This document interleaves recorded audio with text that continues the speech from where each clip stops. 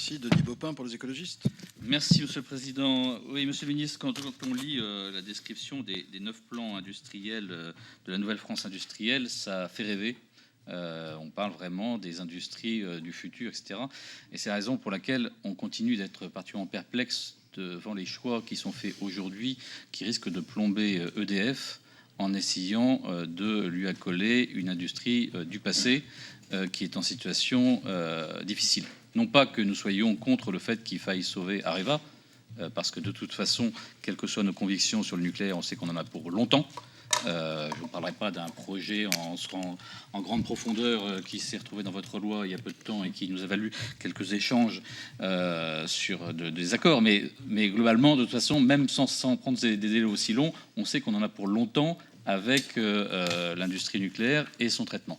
Mais la question, c'est de savoir si il faut continuer à entretenir le mythe que nous allons continuer à construire et à exporter des réacteurs nucléaires par les entreprises françaises. Parce que autant il y a des services en amont, en aval de la filière sur lesquels Areva a des compétences, etc. Autant en matière de démantèlement, de gestion des déchets, etc. On peut imaginer.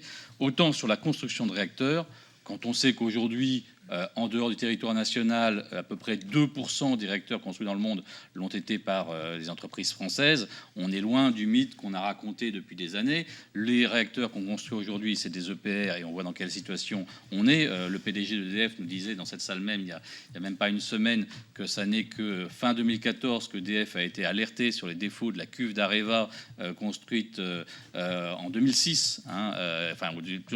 Les défauts ont été identifiés en 2006 pour la cuve de l'EPR de Flamanville.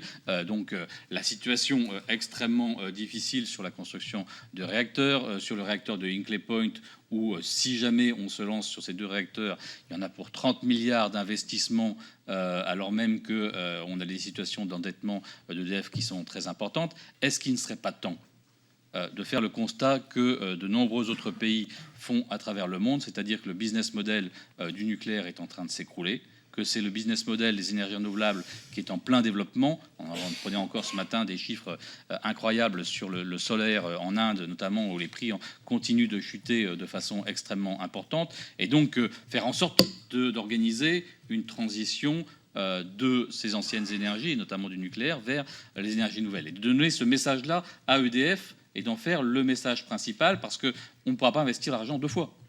S'il faut investir pour le grand carénage, investir pour sauver Areva, investir pour construire Hinkley Point, et en même temps investir pour les énergies renouvelables et la maîtrise de l'énergie, on n'aura pas la capacité à le faire. Et donc, on a un peu le sentiment aujourd'hui qu'on refuse de faire des choix et qu'on essaye de faire comme si on pouvait tout préserver à la fois, tout mener de front, et finalement risquer de se retrouver dans une situation où, à force de ne pas avoir fait de choix, on risque de créer nous-mêmes la tombe dans laquelle notre industrie risque de tomber. Quand on regarde d'autres entreprises à l'étranger comme E.ON, par exemple, on fait des choix très clairs. Voilà, on dit, ou GDF-Suez, quelque part, qui essaye de se débarrasser d'Electravel, font des choix très clairs en disant, voilà, il y a des anciennes énergies, et puis on veut passer aux nouvelles.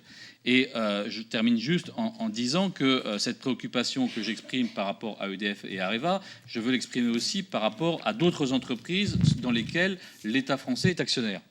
On peut penser à la RATP, on peut penser à la SNCF, on peut penser à Peugeot, à Renault. Quelle stratégie aujourd'hui de l'État en tant qu'actionnaire pour faire en sorte que dans ces entreprises, on mette en œuvre la transition énergétique ? C'est-à-dire qu'on fasse plutôt des véhicules sobres que des véhicules consommateurs, qu'on développe les lignes pour la SNCF et pour la RATP, etc. Et donc, cette absence de pilotage de la part de l'État actionnaire dans ces entreprises me semble dommageable. Et qu'est-ce qui peut être mis en place par le gouvernement pour prendre un peu plus la main ? Merci. Les représentants des groupes se sont exprimés.